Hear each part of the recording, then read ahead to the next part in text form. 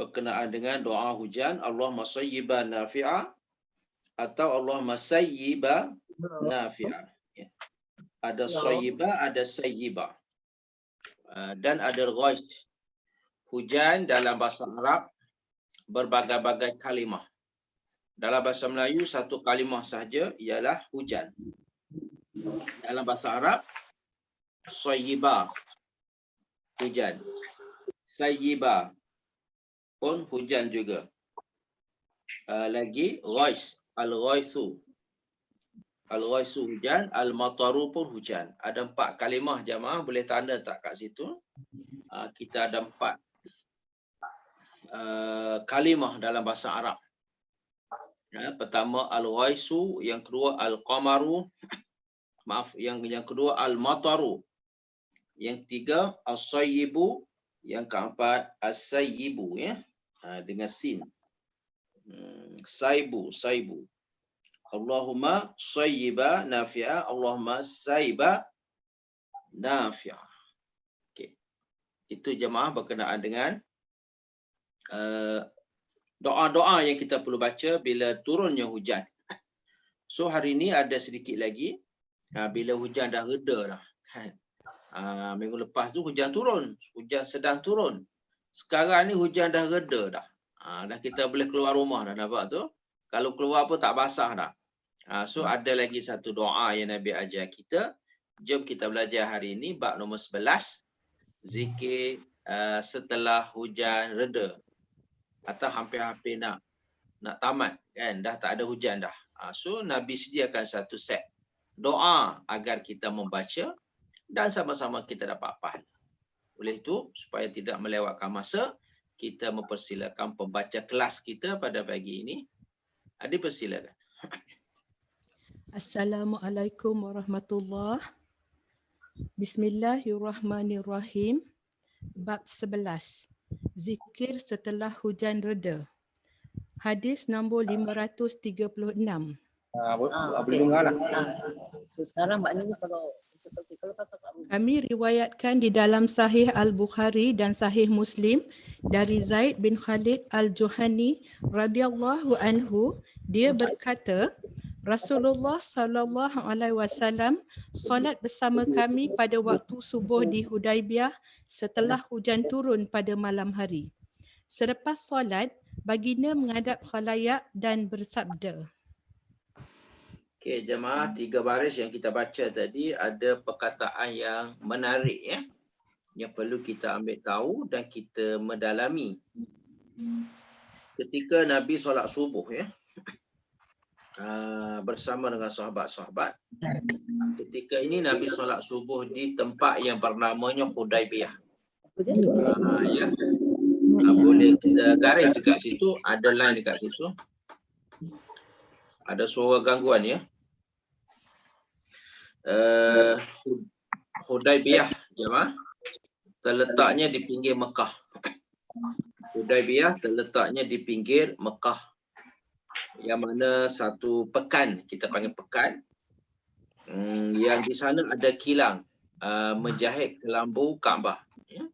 Ada kilang kat sana menjahit kelambu Kaabah. Ya. Namanya Hudaibiyah. Dan Hudaibiyah juga merupakan satu mikot, sempadan tanah haram dengan tanah halal bagi mereka-mereka yang datang dari utara Madinah, dari utara Mekah, yang melalui jalan pantai.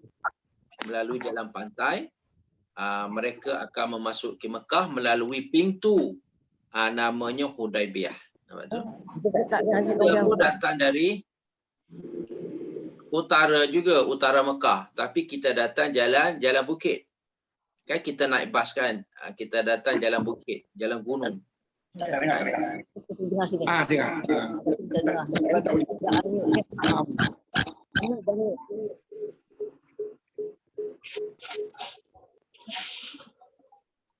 Sebelah kiri kanan kita ada gunung-gunung, kan, yang tidak berpokok lah. Itulah maknanya kita datang dari Madinah menuju ke Mekah. Pun dikirakan Madinah ni utara Mekah juga. Cuma laluan yang kita lalu tu ada gunung-gunung, bukit-bukit dan sebagainya. Jelas? Tetapi satu laluan lagi daripada utara juga. Tapi bagi mereka yang perkampungan mereka berada di tepi-tepi pantai, so mereka lalu je kat tepi pantai. Sabar.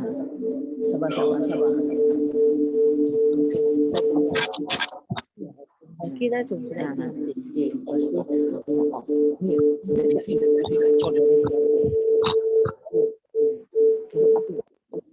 Godip.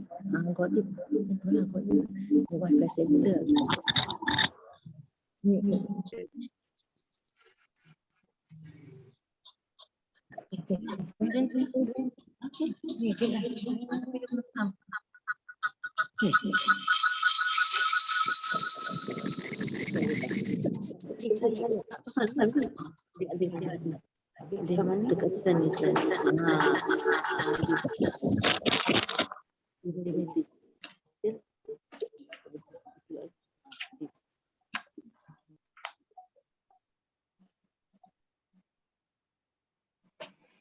Okey jemaah, kita teruskan. Bismillahirrahmanirrahim. Hal tadruna madza qala rabbukum? Qalu Allahu wa rasuluhu a'lam.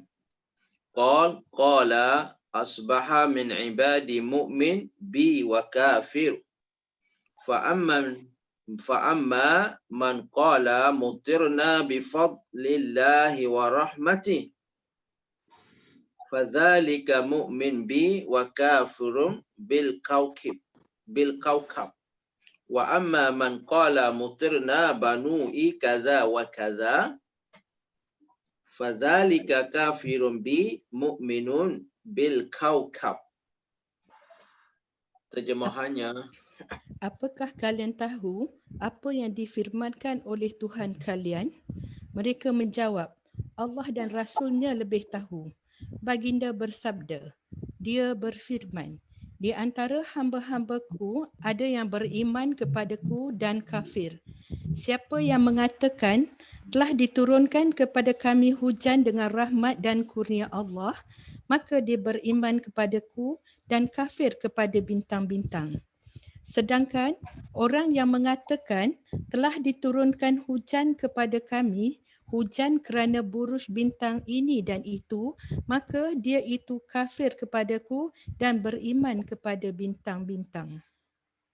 okey jemaah, di sini bacaannya ada 3 baris, nampak kat situ tu. Cuma semua bukan doa jemaah ya. Ayat penyata saja. Pelajar-pelajar kita kena ambil berat, ambil tahu agar kita dapat membeza yang mana satu ayat penyata dan yang mana satu ayat doa. Atau di sana ayat zikir. Dalam Quran pun sama. Di sana ada ayat-ayat penyata, di sana ada ayat-ayat zikir dan di sana juga ada ayat-ayat doa. Kita tak nak, bila kita nak berdoa, kita ambil ayat penyata. Itu tak bijak maknanya. Walaupun ayat Quran juga. Nabi baca ayat Quran, bila ayat penyata, Nabi tilawah je lah, baca je lah. Kan? Nabi tak pernah doa dengan ayat-ayat penyata. Contoh, wa may yattaqillaha yaj'al lahu makhraja. Ini bukan ayat doa. Nampak tu? Ini ayat penyata. Dikatakan ayat motivasi. Memberi motivasi kepada seseorang individu. Sesiapa yang bertakwa kepada Allah, dia akan dapat jalan keluar.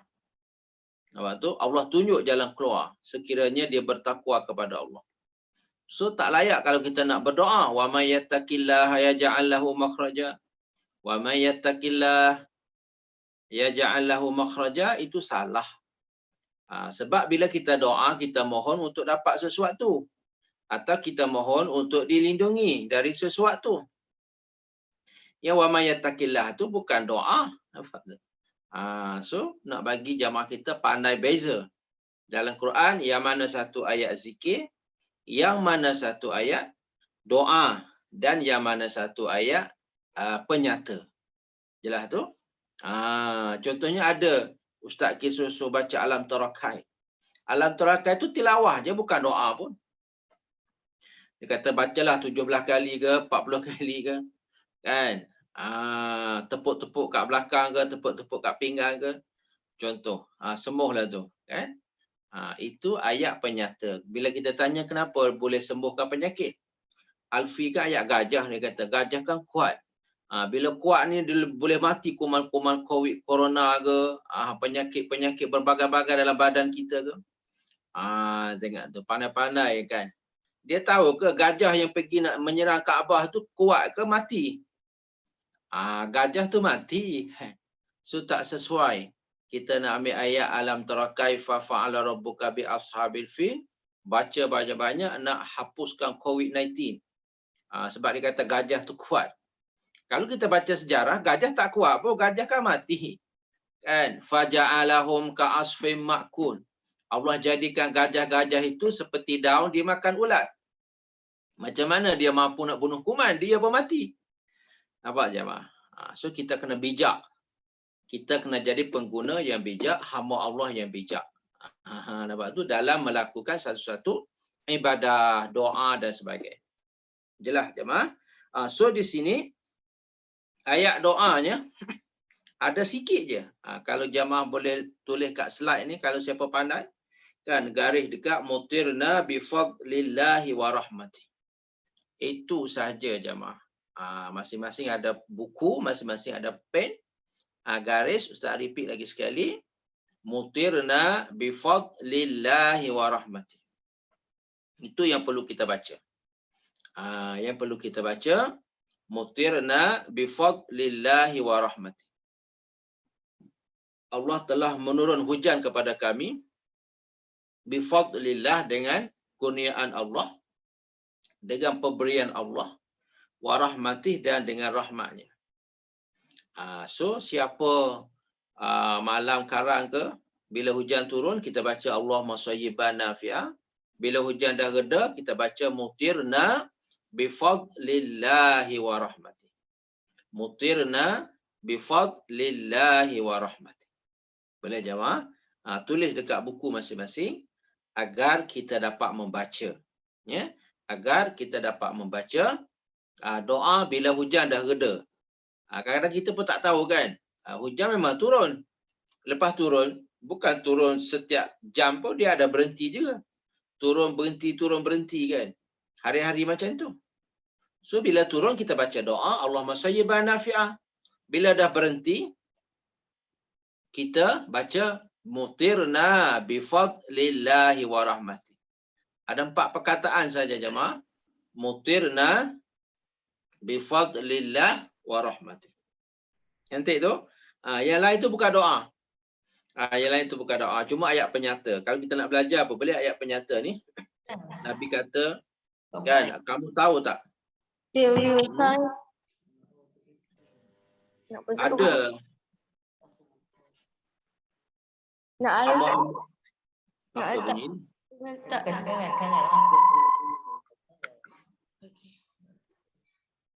Mau ambil macam ni.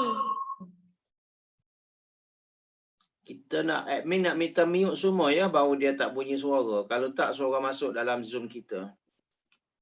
Semua kita hormati kelas ya. Kalau boleh, kita tak bercakap, kita tak masukkan suara dalam Zoom. Kalau tak terdengar, semua ramai jemaah kita mendengar suara kita. So nak minta kita mute ya, mute. Kalau tak boleh mute, kena admin lah tolong mute kan ya. Yang kedua, bila nak bertanya boleh Ustaz bagi peluang jemaah. Jemaah perhati dulu pelajaran kita. Perhati apa yang Ustaz hurai, perhati apa yang Ustaz beri pencerahan. Sekiranya tak faham, tanda soalan tu. Nanti bertanya sekira Ustaz buka peluang. Baru kita boleh bertanya. Jelas tu? So ketika itulah kita boleh unmute. Kita boleh buka speaker sendiri, kita boleh bertanya. Dia ada suara untuk kita seorang sahaja. Kalau masing-masing buka, kan semua suara masuk kat dalam ni lah. Nampak tu jemaah? So mengganggu Ustaz juga. Ustaz pun tak boleh fokus. Ya? Bila dengar suara memang hilang fokus.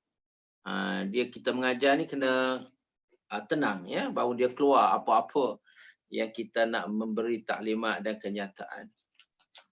Okey, kat mana tadi ni? So,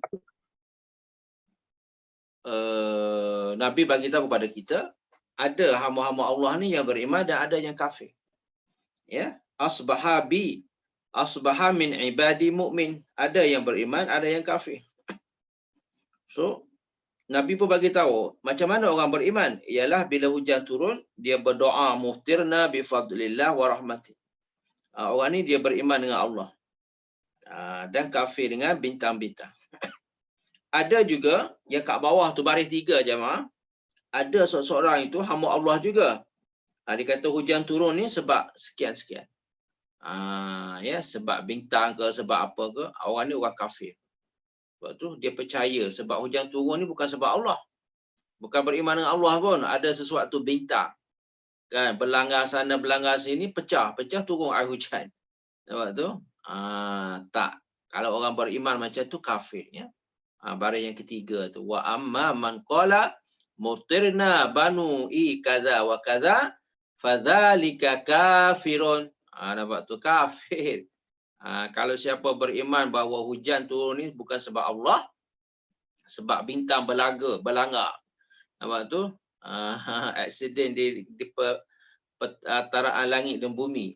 Dia pecah. Bila pecah, dia turun air. Maka jadi hujan. Tak boleh. Jangan, ya.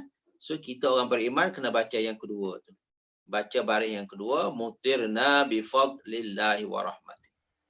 Kan? Allah telah turunkan hujan pada kami dengan pemberian Allah. Memang hujan ni pemberian Allah. Wa rahmatih, dan juga dengan rahmat Allah. Jelas tu jemaah. Bila hujan dah reda, ya. Lepas tu janganlah doa yang bawah tu. Memang tak berlaku kot dalam masyarakat Melayu kita ni, tak ada. Kan, hujan turun ni sebab sekian-sekian. Hujan turun ni sebab orang mati. Orang mati kat sana, hujan turun. Tak ada kena-mengena. Macam gerhana bulan matahari juga. Tidak sebab menyebab antara satu sama lain. Ada kematian ke, ada apa ke, tidak. Semua ini datang dari siapa? Dari izin Allahu subhanahu wa ta'ala. Jelas jemaah? So, apa kita dapat pagi ni? Doa ketika hujan reda. Ingat tu. Doa ketika hujan reda. Kita baca yang mana? Mutirna bifadlillah wa rahmatih. Hari ni dapat satu ni pun dah kira bangga, dah bahagia dah kita. Kan, satu ilmu sehari kita dapat. Doa ketika hujan reda. Okey, boleh? Tak payah kita hafal. Empat patah je. Mutirna satu, bifadli satu, Allah satu, wa rahmatih. Ada 4 saja. Nak baca putus-putus pun boleh, nak baca terus pun boleh. Nak baca putus-putus, mutirna bifadlillah wa rahmatih. 3 kali berhenti. Mutirna, cara nak hafal. Mutirna bifadlillah wa rahmatih. Nampak tu? Itu cara kita memperolehi ilmu. Kita menimba, seperti kita pergi ke sawah, kita cari ikan je, mak. Kena ada alat dia, kan? Tak boleh nak main tengok saja. Ikan tak masuk dalam baku kita. Nampak tu? Ilmu pun sama. Kena usaha sikit. Tangkap dia. Tangkap masuk dalam baku tu.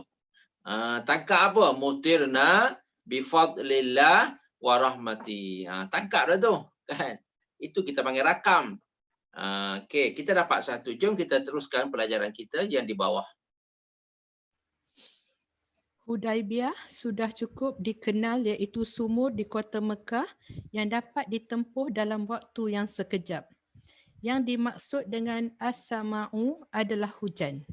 Para ulama mengatakan apabila seorang Muslim mengucapkan telah diturunkan hujan kepada kami kerana buruj bintang ini dan itu, dan bermaksud menjelaskan bahawa buruj bintang tersebut adalah pencipta dan pelaksana hujan, maka dia menjadi kafir dan murtad tanpa diragukan lagi. Ya jemaah, mungkin kita tak pernah jumpa kan orang Melayu beriman macam ni kan. Kenapa hujan turun? Sebab bintang. Tak ada kot. Mungkin tak tahulah sebelum kedatangan Islam dulu, orang panggil apa? Agama datuk nenek kita dulu kan, moyang kita kan, beragama Hindu ya sebelum datangnya Islam. Mana tahu kan? Tapi setakat kita dah ada datangnya Islam, maka tak pernah dengar lagi lah. Tak tahulah, takut mak-mak ayah-ayah kita yang pernah dengar orang-orang dulu bercakap kan, hujan turun ni sebab sesuatu. bintang berlanggar antara satu sama lain. Tapi Islam beriman tidak. Ini adalah kuasa siapa? Kuasa Allah Subhanahu wa taala. Buruk tu mana bintang ya, bahasa Melayu yang kita baca tadi tu. Baris yang ketiga jemaah ya.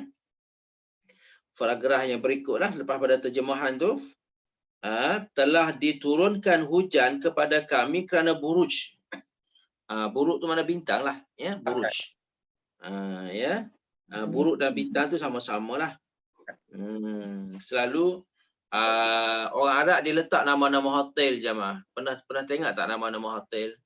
Kan dia kata ini Najmah, ini Buruj, Al-Buruj. Pernah tak tengok tulisan dekat bangunan yang tinggi tu? Kan? Dekat atas lah, atas ke dekat ruang lobi ke kan?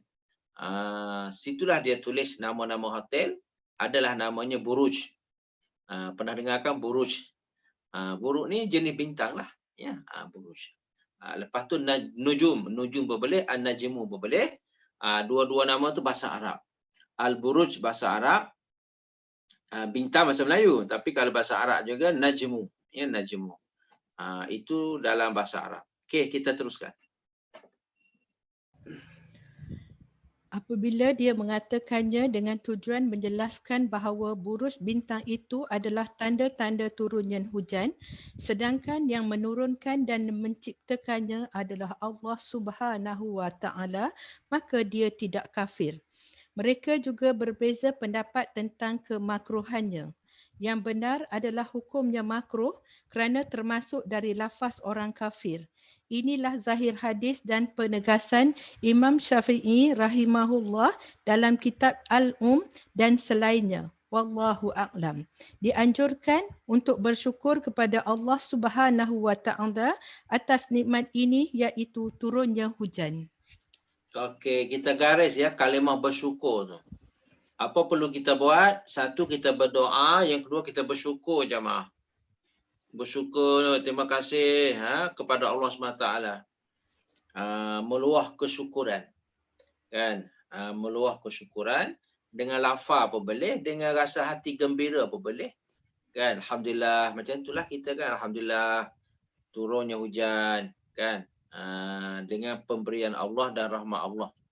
Hujan ni ada dua tau, hujan batu dan hujan air kan. Hujan batu ni hujan laknat, bukan hujan rahmat. Kan? Ada tak jemaah di satu-satu kawasan cermin kereta pecah tau. Bila hujan batu kan. Itu bukan hujan rahmat tu. Itu hujan laknat. Kan? Yang tu yang kita takut. Tapi kat Malaysia kita alhamdulillah ya, majoritinya hujan rahmat. Sebab tu kita kalau duduk senyap tak dapat pahala. Kan? Hujan bukan kerja kita pun, kerja Allah. Kan? Kita tak payah kontrol. Dia tak macam LRT kan, dia kena kontrol. Kalau hilang kawalan, berlanggar antara satu sama lain. Yang mana berlaku minggu lepas. Ya? Dekat KL sana, kereta api berlanggar. Nampak tu? Sebab dia ada juru kontrol. Kita hujan tak perlu. Kita serahlah kepada Maha Berkuasa. Kita terus tetap berjalan. Nampak tu? Cuma kalau kita nak beribadah dalam musim hujan, dalam keadaan fenomena, kita dapat pahala. Kita panggil curi peluang. Peluang hujan juga kita dapat ibadah. Apa dia? Kita baca doa. Lepas tu kita bersyukur. Alhamdulillah Allah turunkan hujan. Macam tu je. Cukup tu. Alhamdulillah Allah turunkan hujan. Kalau tak matilah pokok-pokok kan. Kalau tak matilah binatang-binatang yang berada di dalam tanah. Berapa banyak binatang yang berada di bawah tanah yang kita tak nampak kan. So ucap alhamdulillah. Jelas jemaah. Ini kita dapat pahala kan. Kadang orang lain hujan turun buat tak tahu, dah lah pahala tak dapat kan. Sebab tu kita orang beriman, bila kita belajar kita dapat tahu. Nak dapat pahala ni senang saja kan. Datang angin pun kita doa dapat pahala. Datang hujan kita doa dapat pahala. Lepas tu bersyukur lagi dapat pahala. Jelas tu. 2 minggu yang lepas kita doa pasal angin, ingat tak hari tu? Kan kita minta kebaikan, ya Allah engkau hantarlah angin yang baik, angin yang membawa kebaikan. Nampak tu? Ya Allah janganlah engkau hantar angin yang buruk, jangan engkau bawa apa-apa sesuatu yang buruk yang mengekori angin. Nampak tu? Itu doa yang pasal angin. Hari ni pula pasal hujan. Jom kita teruskan.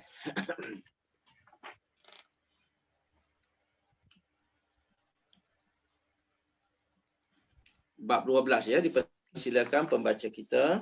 Bab 12. Doa ketika banyak hujan turun dan khawatir akan kesan buruknya. Hadis nombor 537.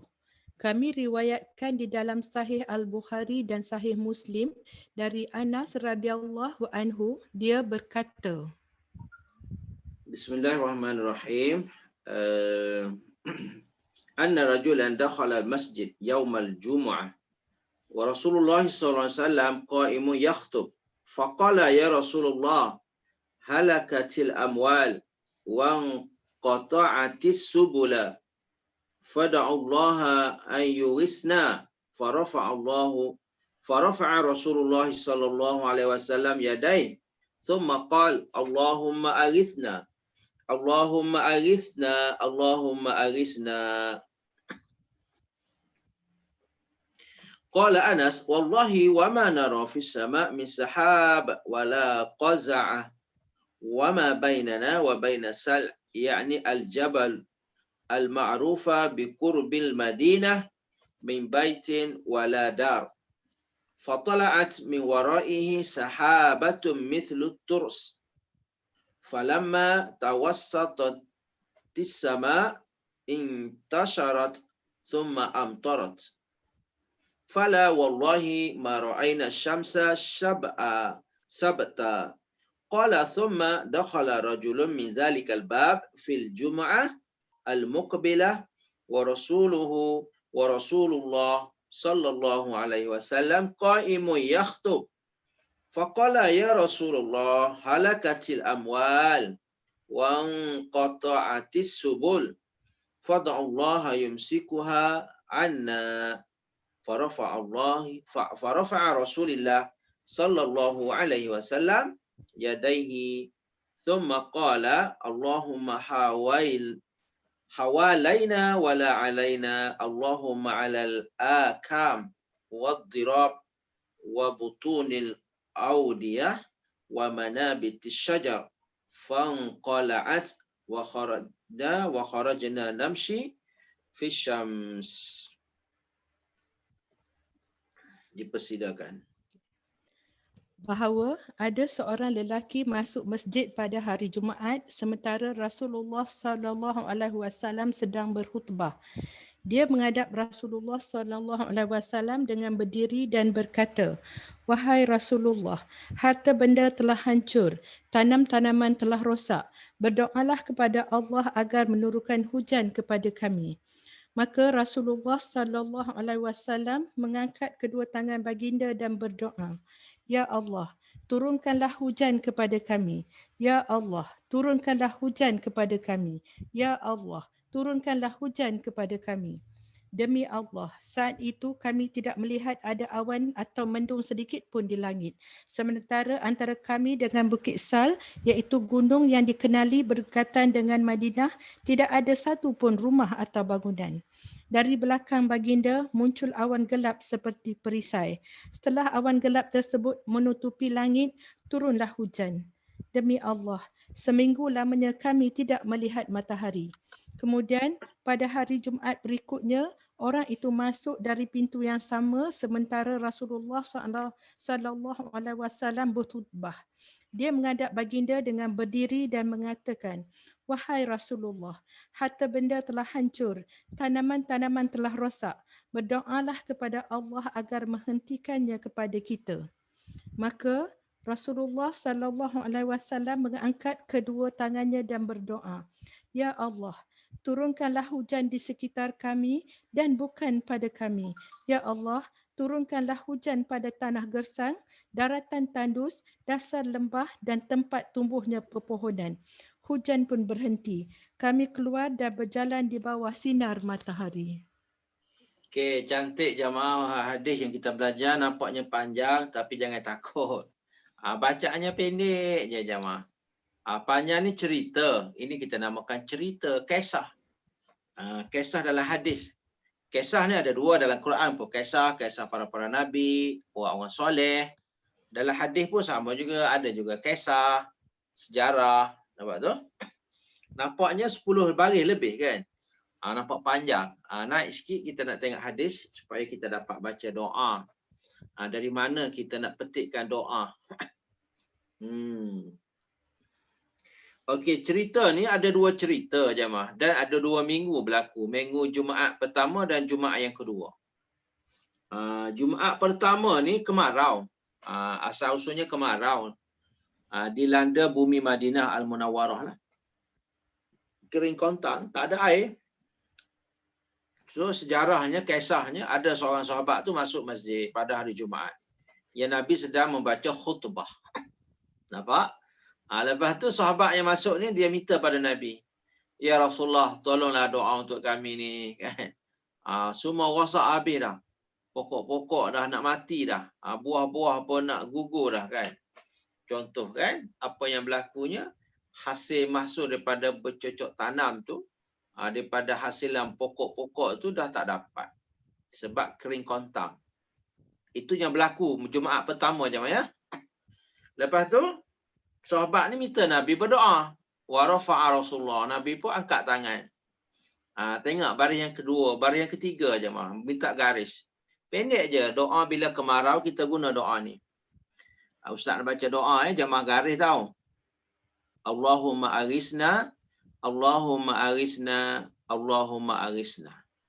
Letak bintang kat situ, garislah apa-apa pun janji, itu je bacaan kita. Itu je bacaan kita bila kemarau. Bila kemarau, bila tak ada hujan. 4-5 bulan dah tak ada hujan, hujan tak turun. Kita pun kat rumah kita boleh doa lepas solat je mah. Dalam sujud pun boleh, tambah kat situ.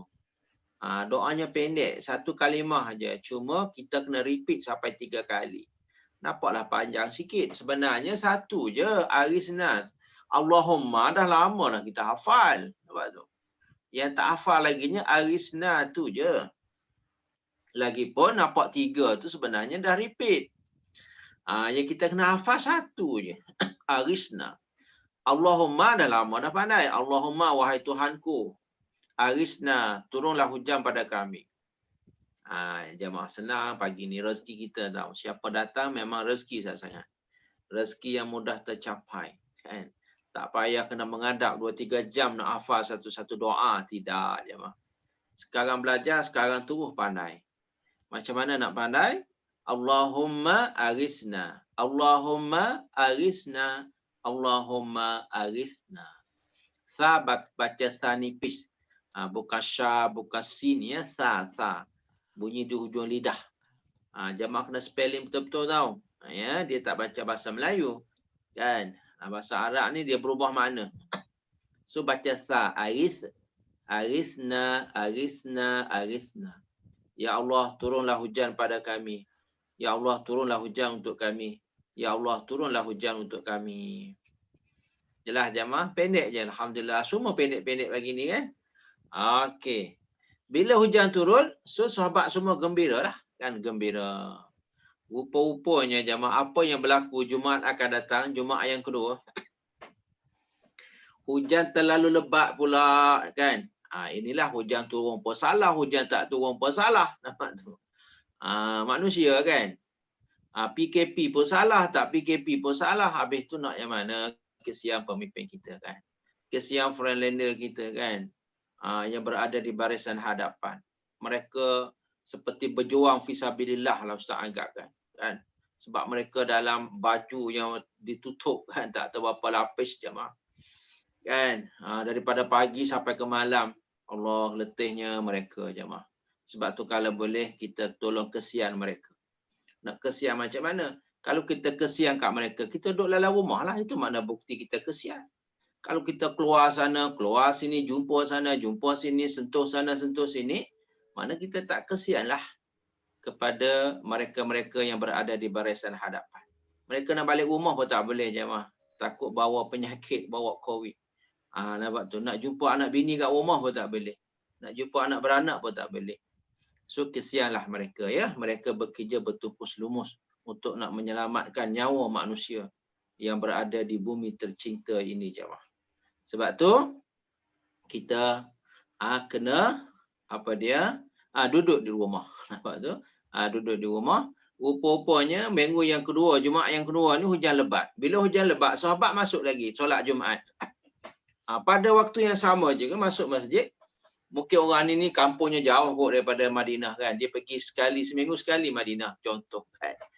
Bukan orang yang rumah yang bersebelahan dengan Masjid Nabi. Itu 5 waktu sehari. Yang ni kemungkinan lah Ustaz. Andai kata sahabat ni dia datang seminggu sekali ke Masjid Nabi. Kita panggil Masjid Jamek lah. Datang nak solat Jumaat. Mungkin di rumah kampung mereka adalah surau-surau kan. Musalla, solat waktu. Bila solat Jumaat, datanglah Masjid Nabi. Pada Jumaat yang kedua ni hujan lebat je mah. Hujan lebat. So orang ni pun sama. Orang yang sama juga. Sahabat yang sama juga masuk. Yang Nabi sedang berkhutbah juga. Kan? Barisnya bermula pada Summa tu. Summa ni kita nak kira baris yang ke berapa? Baris yang ke-6 je mah. Baris yang ke-7. Kalau boleh garis kat Summa tu lah. Soma tu mana cerita yang kedua dah. Cerita Jumaat yang kedua. Ya, jumpa tak Soma jemaah? Tu Soma. Itu orang panggil Jumaat yang kedua. Jumaat Mukbilah, hujung tu. Mukbilah. Mukbilah ni Jumaat akan datang. Atau Jumaat yang kedua. Yang pertama kemarin, yang minggu lepas tu orang panggil kemarau. Nabi dah doa dah. Allahumma arisna, Allahumma arisna, Allahumma arisna. Hujan dah turun dah pun.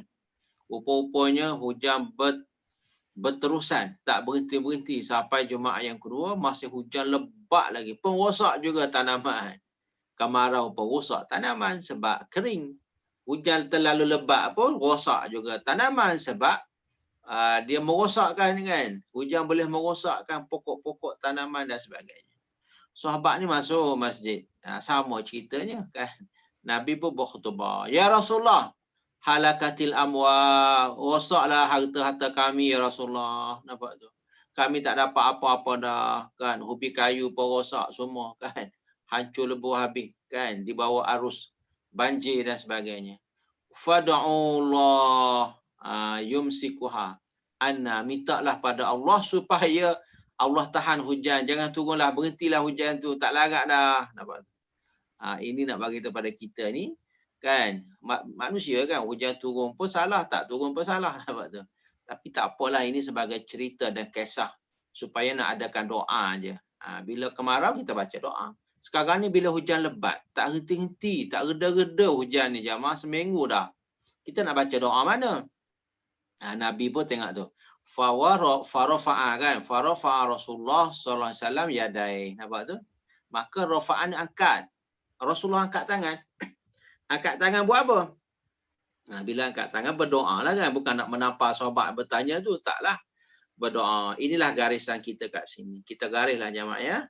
Ada 2 garisannya. Tadi kat baris yang ketiga. Ini baris yang ke-7 ke yang ke-8 ni. Nampak ni.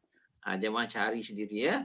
Kita ada ada dia punya apa tu. Macam bintang tu kan. Dia gerak-gerak tu jamaah. Tengok kat situ ya. Allahumma hawalaina wala alaina. Doa ni ya Allah, engkau bawalah hujan pergi ke lain. Ada juga doa kan. Doa tu orang kat Taman Ihsan dah lebat sangat-sangat dah. Sampai nak keluar pergi beli barang-barang dapur pun tak boleh dah. Lebat sangat. So boleh kita doa dengan doa ni jemaah. Allahumma hawalaina wala alaina. Ya Allah, engkau pindahlah hujan ni. Pergilah tempat lain. Jangan turun kat Taman Ihsan ni. Macam tu. Sebab kami dah tak perlu dah. Ya Allah, banyak sangat. Dah seminggu dah. Tak reti-reti lagi. Kan? Tak berhenti-berhenti lagi ya. Nampak tu? So kita boleh doa-doa ni. Sama lagi panjang sikit. Allahumma alal akami wadhira. Engkau pergilah turunkan hujan ke tempat-tempat lain dah. Tempat yang kering kontang. Kan? Wabutunil audiyah. Dan tempat-tempat yang apa kalau kita tengok dekat terjemahan, minta Kak Su tolong baca terjemahan yang kat bawah tu.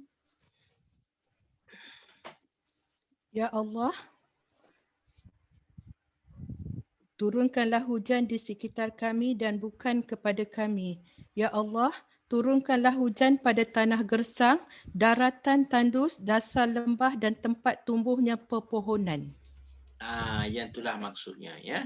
Tempat tumbuhnya pohon-pohon, pokok-pokok. Ya, turunlah tempat yang tandus, yang kering kontak. So doa kita bermula di Allahumma lah jemaah.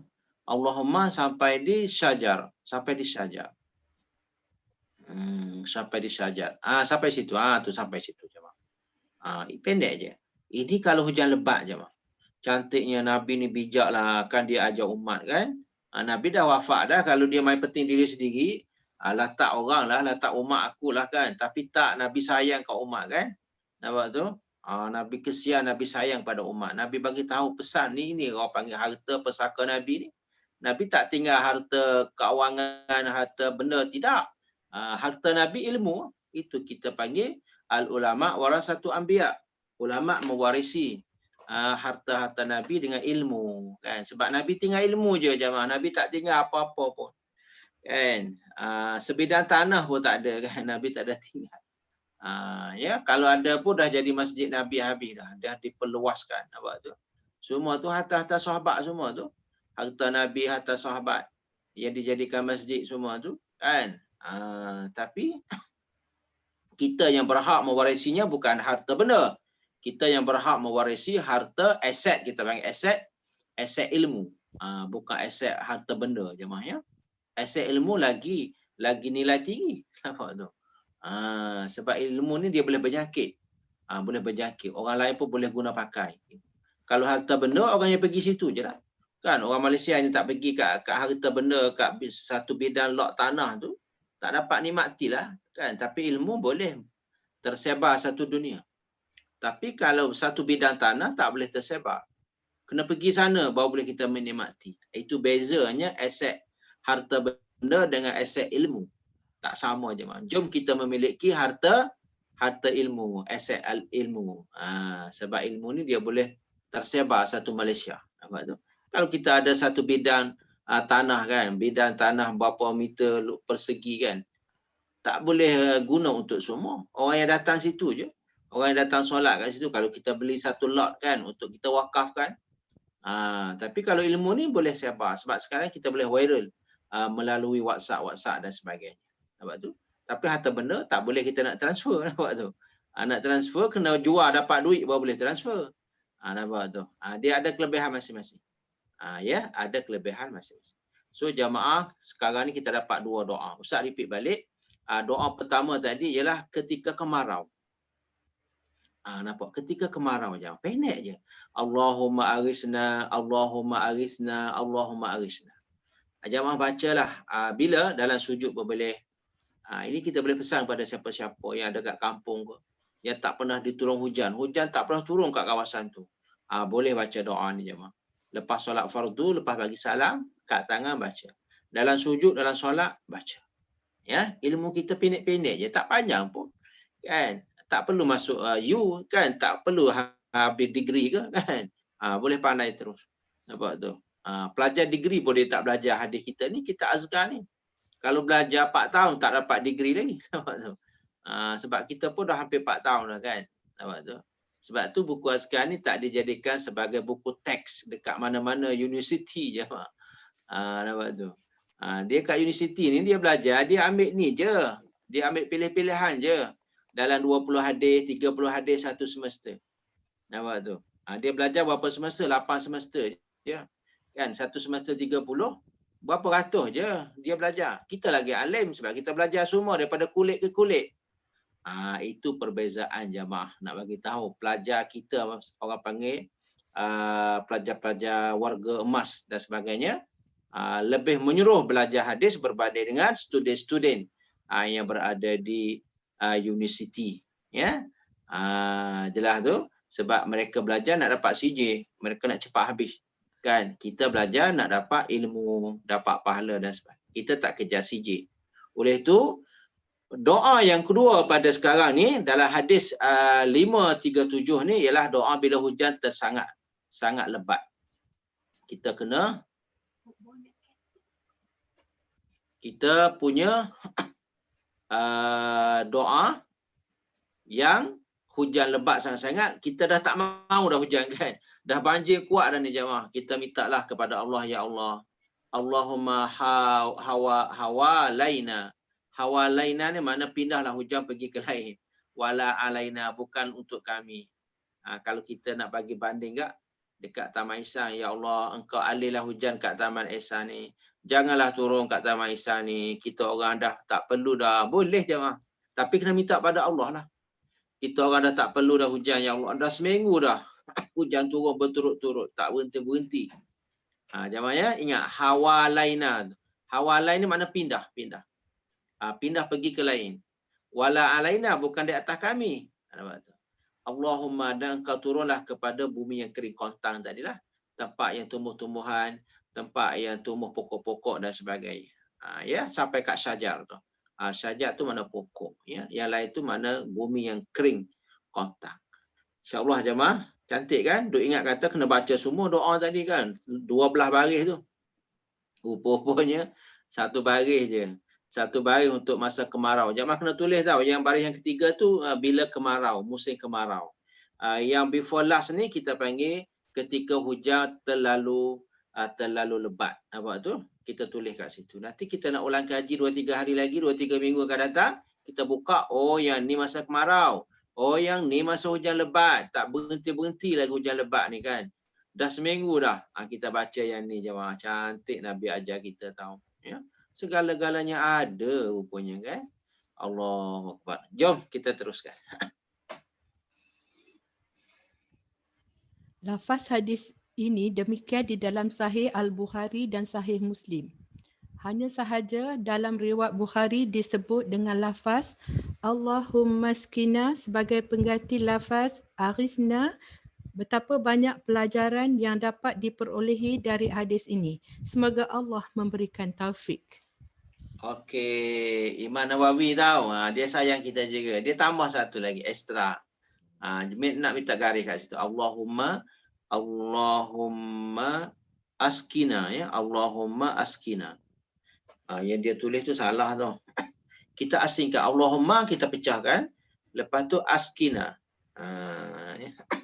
Itu yang kita panggil hujan istisqa tu, solat hujan tu. Daripada sinilah.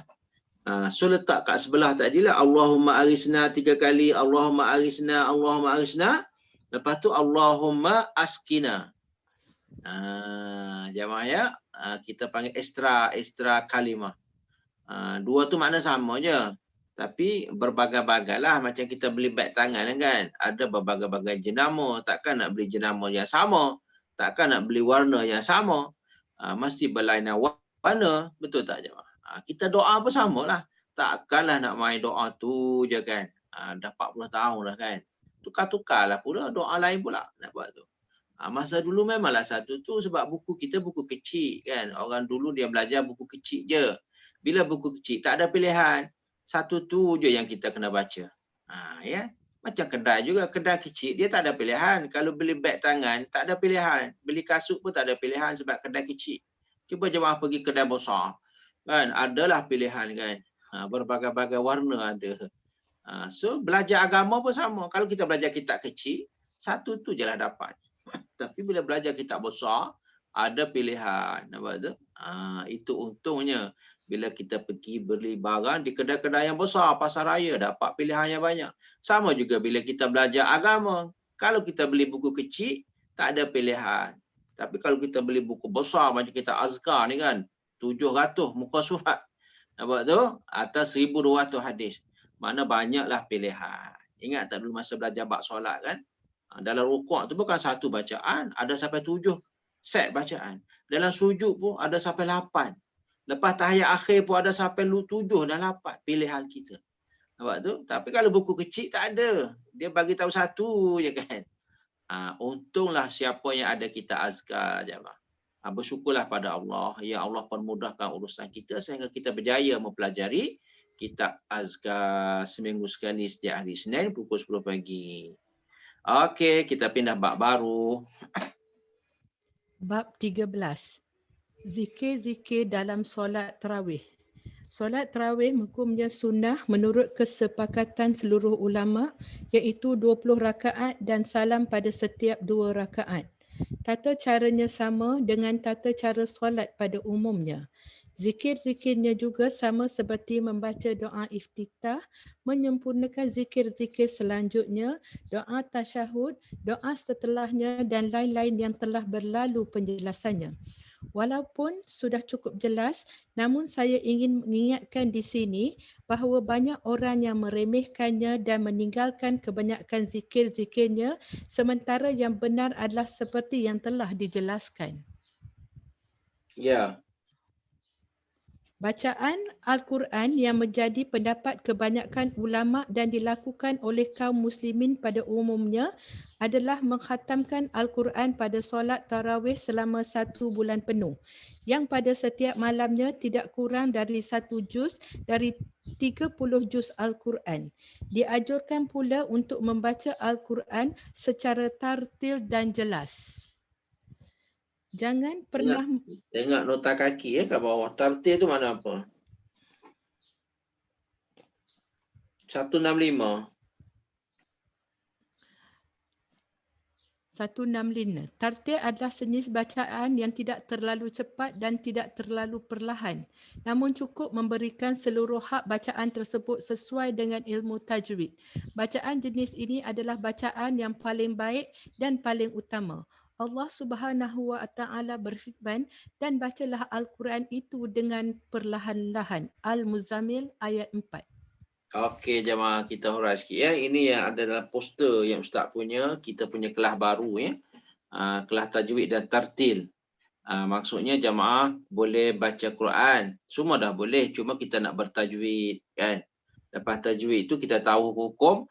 Yang keduanya ialah kita baca secara tartil, memberi hak masing-masing. Hak izhar kena bagi jelas. Hak ikhfa kena bagi dengung. Hak mak mufassir kena bagi panjang 5. Nampak tu? Hak mak silah kena bagi 2. Hak qaqalah kena buat lantunan. Itu hak masing-masing kita kena bagi je. Bukan kata kita mengaji ni cepat habis. Saya tak kira betul ke salah, janji saya cepat habis. Bukan macam tu. Kan? Macam kita baca Yasin malam Jumaat tu kan, masing-masing nak cepat. Rupa-rupa tak sampai 15 minit dah habis dah. Nampak tu? So kalau boleh kita kena memperbetulkan, memperbaikikan bacaan kita. Macam kita buat kelas kita kat Taman Ehsan tu lah. Hari Selasa tu kan. Kita betulkan bacaan masing-masing. Supaya bacaan kita bermutu tinggi, kita nak macam tu. Sebab kalau kita pandai baca dah pandai dah. Nampak tu. Cuma nak betulkan lagi. Nak mantapkan lagi kita punya kualiti bacaan. So kalau nak tanya Nabi baca macam mana Quran, Nabi baca tartil. Yang dalam kitab kita tu mana tartil tu. Tartil ni tak terlalu cepat dan tak terlalu lambat. Kalau lambat ni macam mengaji lagu tu lambat. Dekat PWTC jemaah pernah pergi kan? Tak pergi pun tak apa, dalam TV pun ada kan. Itu lambat, satu muka surat ni memang 1 jam. Atau tak sampai 1 muka surat. Selalunya diberinya separuh muka surat. Pun 15 minit tau sebab dia baca lambat. Itu Nabi tak baca macam tu. Ya. Satu laginya cepat. Cepat ni masa mana? Malam Jumaat tu lah baca Yasin cepat. So kita nak sedang-sedang je. Itu orang panggil baca yang dapat pahala, baca yang dapat markah penuh. Sebab cara baca dia ikut Nabi. Sebab dalam surah Muzammil tu, ayat nombor 4 tu kan. Warattilil Qur'ana tartila. Awak bacalah Quran dengan sebaik-baik. Sebaik-baik ni maksudnya tak terlalu cepat dan tak terlalu lambat. Jelas tu jemaah. So, berkenaan dengan tajuk yang kita belajar ni, berkenaan dengan solat tarawih ni, paragraf yang kedua tu cantik. Boleh letak bintang cantik. Jomlah jemaah kita pakak-pakak lah kan. Ustaz nak tanya, kat Taman Ihsan ni dah ada pernah ke kita khatam Quran dalam solat? Sejak di tubuhnya surau. Kita tanya macam tu. Bukan kita nak apa-apa, kita nak discuss saja kan. Bukan kita nak mempersalahkan soalan, tidak. Kita nak berbincang sebab kita kan belajar ni. Tengok kat depan kita ni kan, dekat slide. Imam Nawawi yang suruh ni, bukan Ustaz Rusdi kan. Kalau nak marah, marah kat Imam Nawawi lah. Imam Nawawi cadang suruh kita buat apa pada solat tarawih ni? Dia suruh kita baca Quran. Satu malam 20 rakaat. Dah setuju dah. Tapi Imam Nawawi kata bacalah Quran. Banyak mana nak kena baca Quran ni jemaah? Garislah kat situ satu juzuk tu. Satu juzuk tu. Tengok. Ustaz setuju memang sangat-sangat. Tapi tak tahulah kita dah 40 tahun dah kan. Tak habis-habis lagi ni baca Quran dalam solat ni kan. Habis tu bila kita nak khatam? Kan? Kalau kat luar sana pun kita agih-agihkan juga kalau tadarus. Awak baca juzuk 1 sampai juzuk 5. Grup yang kedua 6 sampai 10. Nampak tu? Kita ada berapa grup semua? Ada 6 grup. Masing-masing satu grup 5 juzuk. So tak khatam juga. Nak khatam apa awak baca 5 juzuk je. Kan? Oh, grup yang kedua pun nak khatam apa awak baca juzuk 6 sampai juzuk 10. Grup yang ke-6 pun nak khatam apa awak baca juzuk 26 sampai 30. Masing-masing tak ada berhak untuk nak khatam Quran. Sebab masing-masing baca tak cukup. Habis tu, kenapa kita manja sangat jauh dengan Quran? Sedangkan Quran ni akan menolong kita. Apa tu? Kita manja benda lain boleh, benda makanan, manja makan kurang-kurang lah. Tak payah makan mewah-mewah sangat. Boleh manja macam tu. Kan? Kita manja dengan anak kita, tak payahlah makan mewah kan. Tak payahlah buka puasa kat hotel, contoh kan. Buka kat rumah je jimat kan. Manja macam tu tak apa. Ini manja pasal peguam kita. Quran akan jadi pengguam. Peguam bela di pada masa. Dia akan jadi benteng di dalam kubur. Dua Quran boleh tolong kita. Ingat baik-baik. Dua tempat Al-Quran boleh tolong kita. Satu dalam kubur, dua di padang mahsyar. Oleh itu, cuba kita berbincang.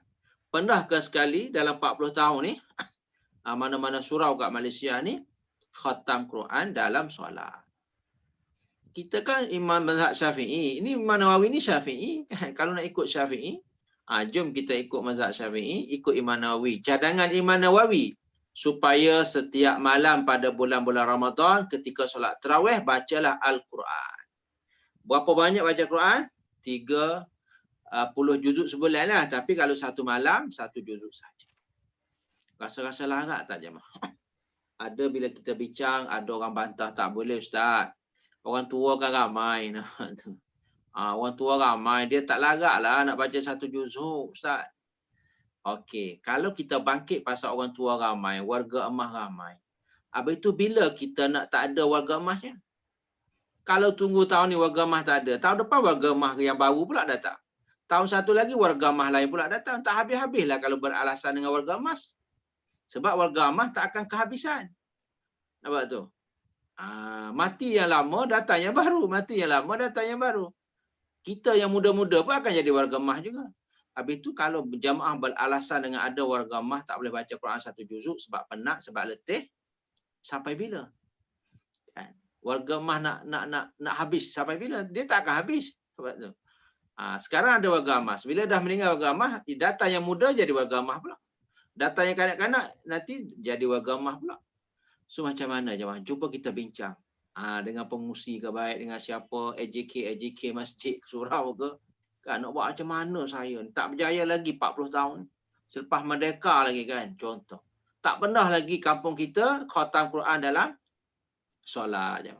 Ini minta maaf lah Ustaz nak merepek sikit kan. Nak ambil berat sikit kat sini. Orang panggil tujuan kebaikan kita semua supaya kita berjaya. Ustaz sangat-sangat sedih tahu bila solat tarawih. Satu muka surat ni 4 rakaat. 2 salah. 3 baris je dia baca. Dalam Quran ni satu muka surat ada 15 baris. Ada 15 baris.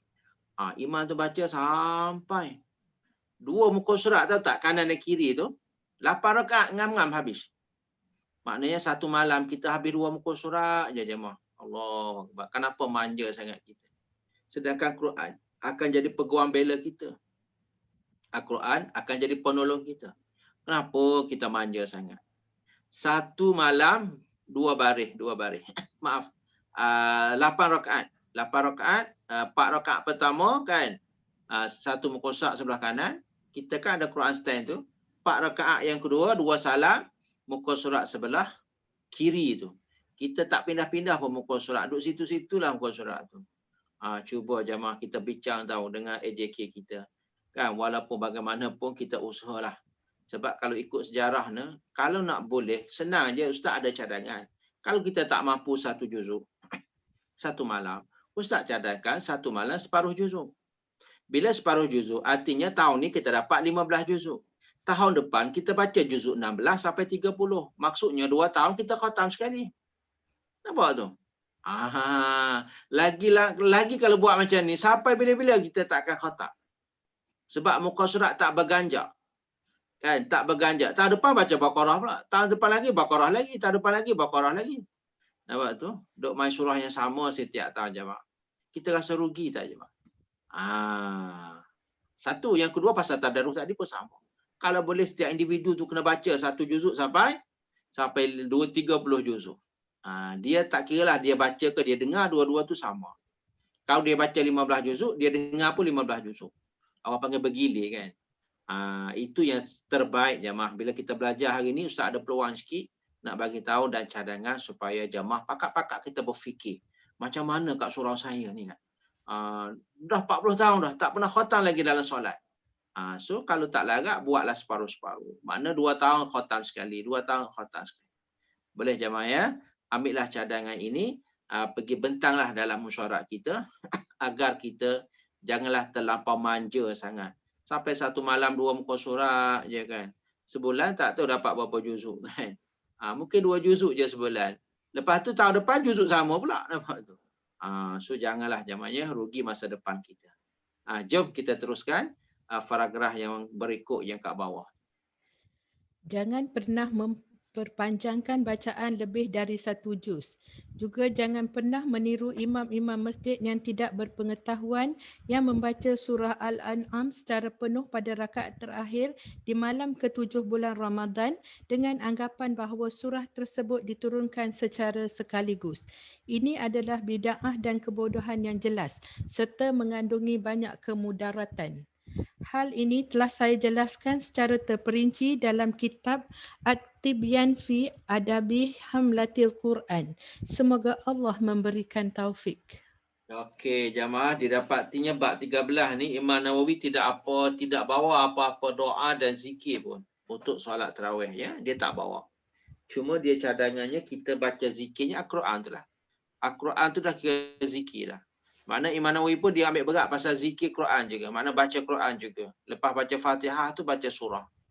Baca surah. Ya. Kalulah 1 rakaat, 1 muka surat jemaah. Kita solat 20 rakaat. Mana 20 muka surat? 20 muka surat ni ngam-ngam dengan 1 juzuk 1 malam.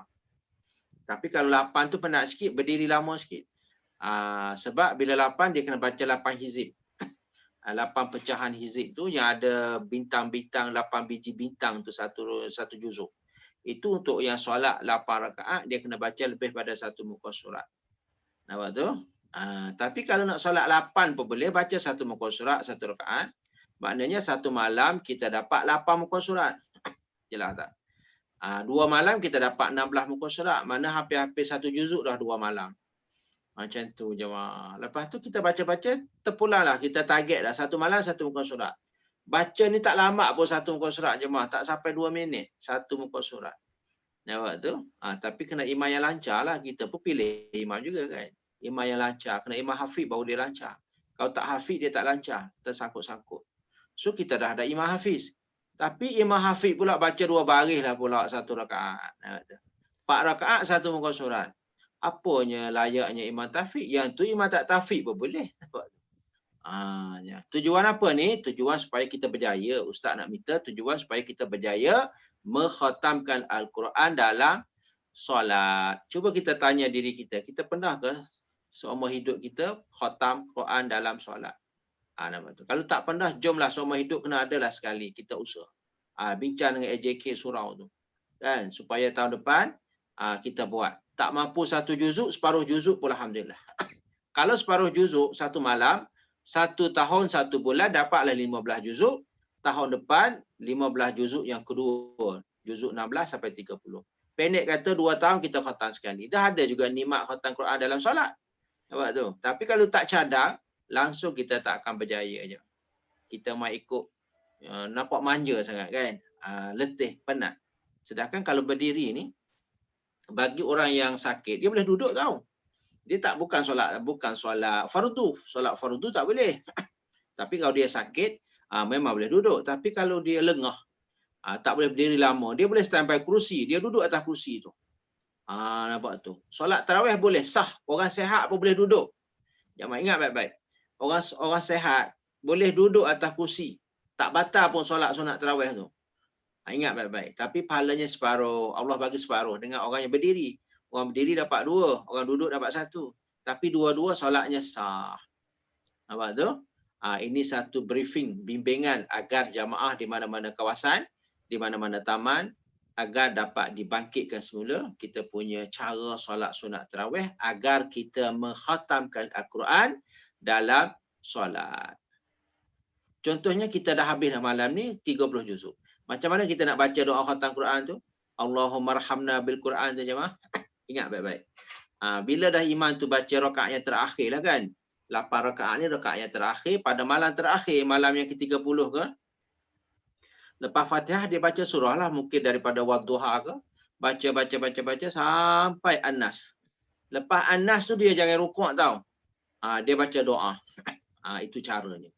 Lepas dia habis Quran An-Nas tu, dia tadah tangan, Allah dia baca doa. Allahumma arhamna bil Quran waj'alhu lana imama wa nura wa huda wa shifaa.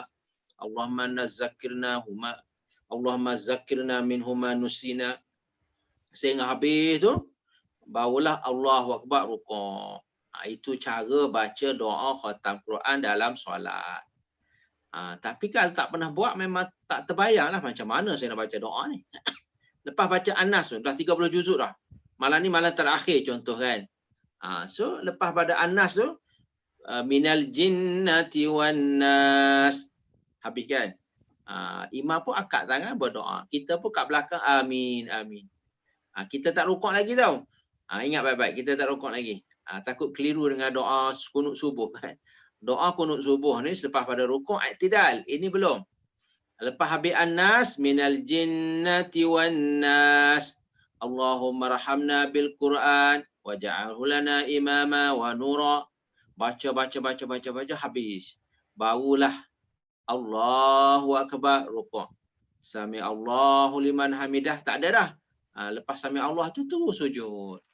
Itu rupa-rupa dan gambarannya untuk kita melakukan khatam Al-Quran dalam solat. So satu surau dapat khatam Quran. Kalau orang tu datang setiap malam lah. Sebab dia tak baca pun pahala seperti dia dengar. Dia dengar pun dapat pahala sama. Kalau imam baca 1 juzuk, imam makmum pun dengar 1 juzuk juga. Dapat pahala khatam juga 1 juzuk dan juga sehingga 30 juzuk. Itulah yang terbaik jemaah. Okey, kita pindah tajuk baru. Ya, tajuk tarawih ni tak ada zikir ya, cuma Imam Nawawi pesan suruh kita baca Quran je. Bab 14. Zikir-zikir solat hajat. Hadis nombor 538. Kami riwayatkan di dalam kitab Al-Tirmizi dan Ibnu Majah dari Abdullah bin Abi Aufa radhiyallahu anhu, dia berkata, Rasulullah sallallahu alaihi wasallam bersabda. Sallallahu alaihi wasallam. Jamaah, ini satu-satu hadis yang berkenaan dengan solat hajat jamaah. Siapa peminat solat hajat ni ada kat sini ya. Dan kita akan belajar dan kita akan pasti. Ya, Ustaz nak bagi tahu lebih awal, solat hajat ni tidak ada waktu-waktu yang ditetapkan. Ingat baik-baik, tidak ada waktu-waktu masa-masa yang ditetapkan.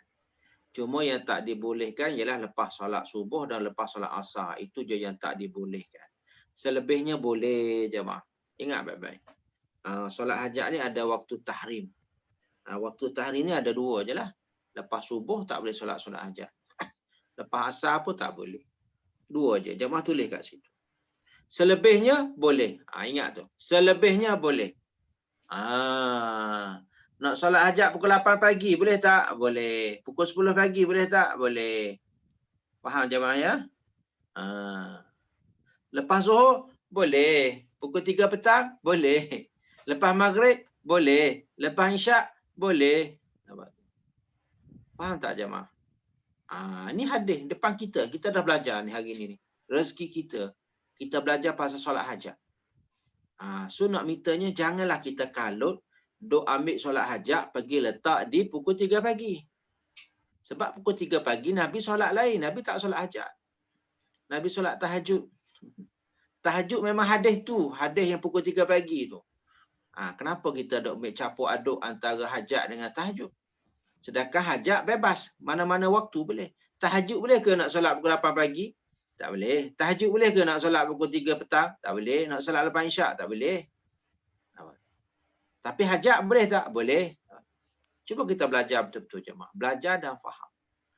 Lepas tu kita bandinglah macam mana masyarakat kita kan. Nabi ajar sekarang rupanya orang panggil lari sikit kan. Lari sikit daripada majoriti masyarakat kita kan. So nak bagi tahu Islam turun kat Taman Ihsan ke turun kat mana? Nak kita kena pandukan Taman Ihsan atau kena pandukan masyarakat majoriti kita kan. So siapa jadi kayu ukur? Kita ke Nabi kan?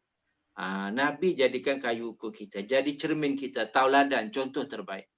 Sebab tu, so janganlah bercampur aduk antara solat hajat dengan solat tahajud. Solat tahajud bila masanya? Bermula pukul 3 pagi sampai sebelum subuh, pukul 6 lah kurang lebih ya. Itu waktu tahajud. Tahajud tak boleh solat lepas maghrib, tahajud tak boleh solat lepas isyak, tak boleh solat lepas apa lagi, lepas zuhur. Lepas pukul 8 pagi, lepas duha tak boleh. Ingat tu, kena bezakan.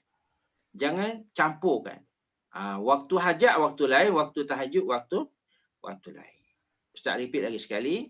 Bila kita nak solat hajat, pada waktu manakah yang kita boleh solat hajat? Ustaz bagi tu. 1. Selepas solat duha. Sampai sebelum zuhur. 4-5 jam tu boleh solat hajat tu. 2. Bila? Antara zuhur dan asar. 2 lah masa tu. 3. Antara maghrib dan isyak. Nampak tu. 4. Lepas solat isyak. 4 waktu je mah. Boleh kita solat hajat. Nampak tu. Kenapa kita duk ambil solat hajat, duk pergi berebut dengan solat tahajud tu? Nampak tu. Sedangkan tahajud ada satu waktunya. Bila? Pukul 3 sampai pukul 6 pagi. Itu waktu solat tahajud.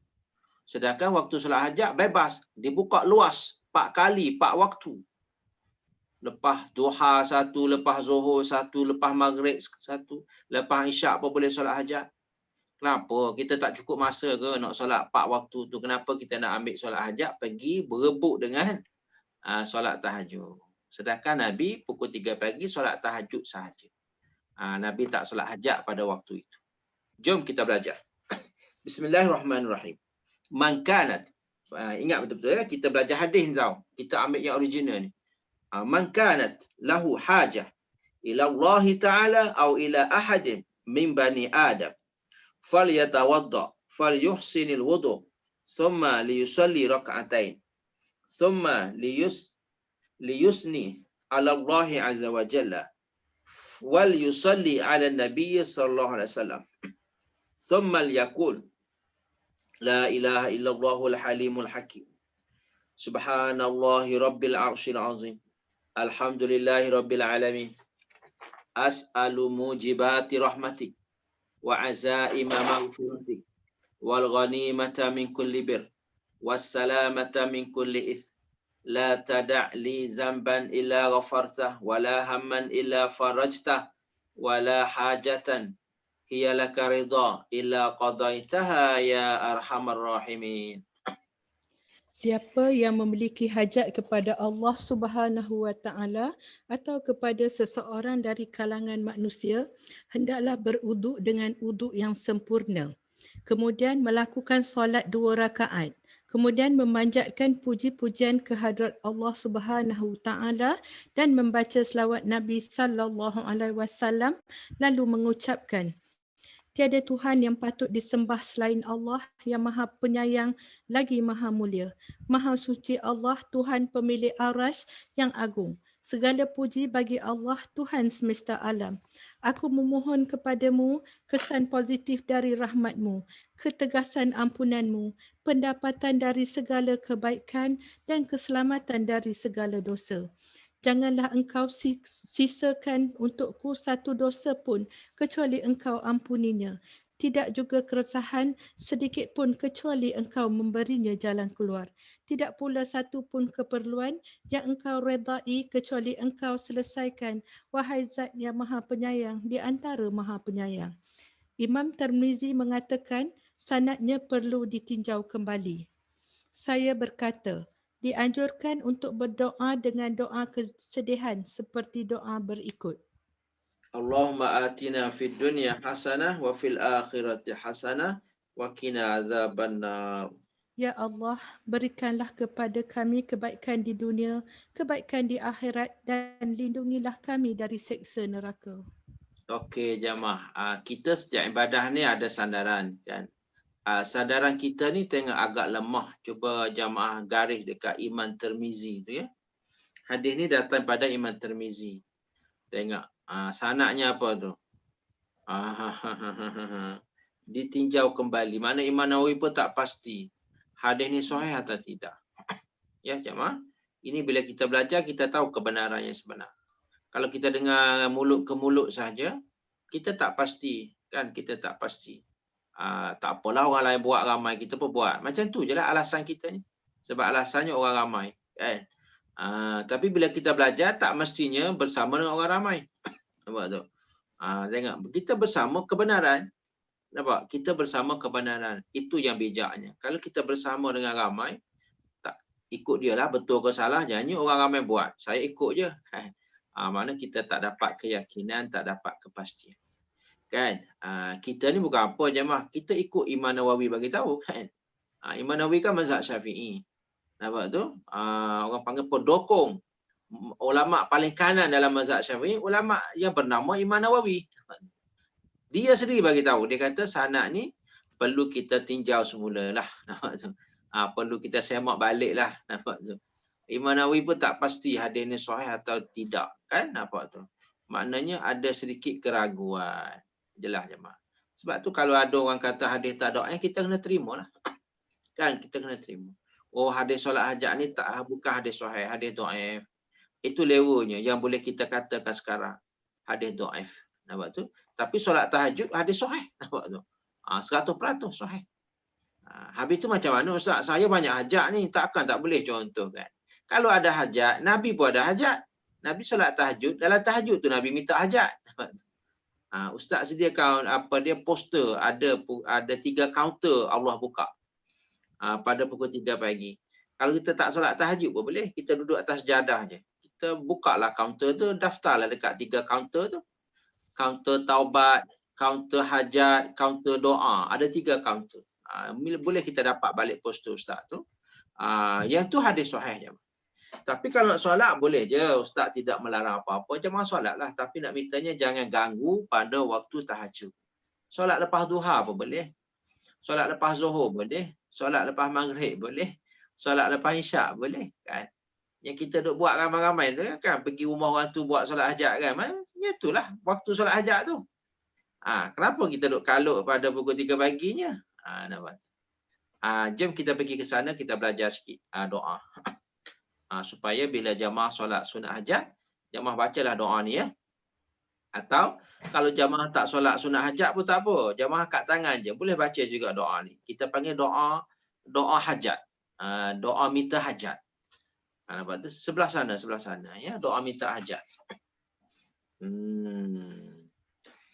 Surat 323 ya. Kita nak pastikan bermula di mana doa ni jemaah ya. Baris pertama bukan doa. Itulah bukti sandaran kata ada solat sunat hajat tu. Kan? Ada solat sunat hajat tapi status hadisnya dhaif. Ya. Logo tu kena cok kat situ. Logo halal ke logo apa kan? Kalau makanan halal. Ini logo status hadis, logonya dhaif. Dhaif. Ini cerita sebenarnya. Man kanat lahu hajah. Cuba tengok kat atas. Nabi kata siapa adalah dia ada hajat. Ada hajat pada Allah. Hajat-hajat tu dah bahasa Arab tu. Kita dah cakap Melayu dah kan. Nabi kata sesiapa yang berhajat pada Allah. Berhajat. Dia ada hajat tapi kena minta kepada Allah. Nabi suruh buat apa? Mana tu? Ila Allah au ila ahadin min bani Adam. Fal yatawadda. Siapa ada hajat, Nabi suruh dia ambil wuduk. Fal yuhsinu wuduk, maka eloklah wuduk.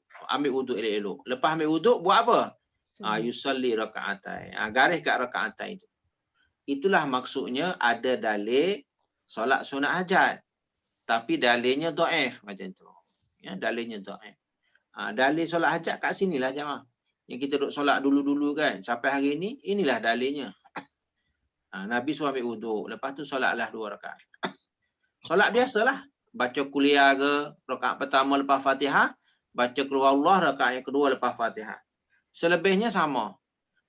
Tahiyat akhir semua sama sebiji, sama dengan solat duha tu lah. Sama. Dengan solat tarawih pun sama. Solat sunat subuh pun sama. Cuma niatnya tak sama. Ini sahaja aku solat sunat hajat 2 rakaat lillahi ta'ala. Kan? Lepas bagi salam tu, baris yang kedua ni, lepas bagi salam, kan, kita kena memuji kepada Allah lah. Mana kena ucap Alhamdulillah Rabbil Alamin. Lepas tu kena baca selawat kat atas junjungan Nabi kita, ya. Wal yusalli, ya. Wal yusalli ala Nabi. Yusalli mana selawat. Jamaah boleh tulis kat situ. Pertama, memuji Allah dulu dengan ucap Alhamdulillah Rabbil Alamin. Yang kedua, selawat dan salam kat atas junjungan. Garis kat situ letak tulisan. Tulisan Melayu kita lah. Baca puji-pujian dalam lafaznya Alhamdulillah Rabbil Alamin. Garis yang kedua, wal yusalli ala Nabi tu.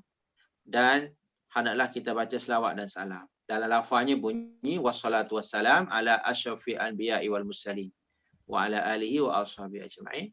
Set yang ketiganya baru summa kemudian tu kita baca doa. So doa tu ada kat situ lah. Starting doanya lepas titik bertindih jemaah, ya. La ilaha illallah tu. Kat situ jemaah. Tapi tak boleh terus direct pergi la ilaha illallah, kena baca alhamdulillah dulu. Wassalatu wassalam dulu. Baru set yang ketiga kita baca doa. So doanya Ustaz senarai jemaah kita ada 10 tema. Tema pertama, la ilaha illallahul halimul karim. Letak nombor 1. Kita taruh tema, taruh number ni senang kita nak hafal. So dalam doa hajat lah, kita panggil doa mohon hajat. Ya, nak solat hajat pun boleh, tak nak solat hajat pun boleh, tapi lepas solat kita doa pun boleh juga. Dapat juga hajat kita tu. Nampak tu. Dia ada 2 lah. Jamaah nak solat sunat hajat pun boleh, tak nak solat sunat hajat pun boleh. Janji jamaah berdoa dengan doa mohon hajat. Faham tak jamaah tu?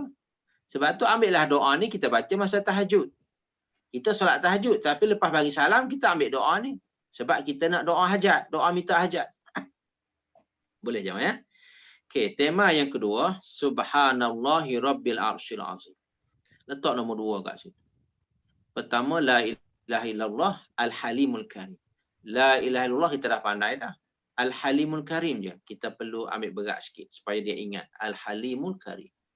Nombor 2, subhanallah dah ingat dah. Rabbil arsyil azim. Subhanallah rabbil arsyil azim. Nombor 3, alhamdulillah rabbil alamin. Senang nombor 3 je mah. Tak payah hafal dah, letak senyum lah kat situ. Kalau cucu tanya kenapa atuk senyum ni? Atuk dah hafal. Kenapa hafal kat tengah-tengah tu?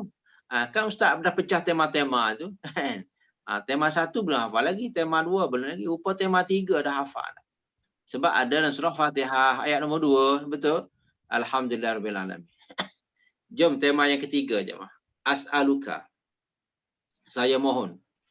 Mohon apa ni? Jom tengok sana. As'aluka mujibati rahmatik. Kita mohon rahmat Allah.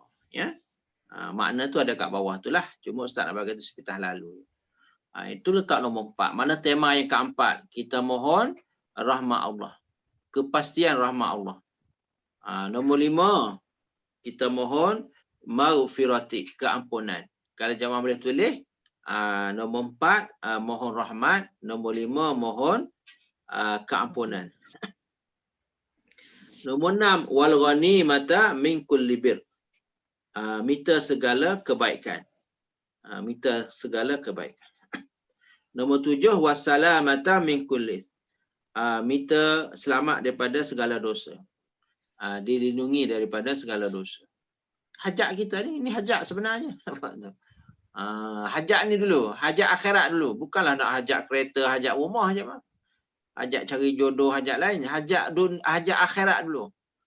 Hajat Allah bagi rahmat, hajat Allah bagi keampunan, hajat Allah bagi segala kebaikan, hajat Allah lindungi kita dari segala dosa.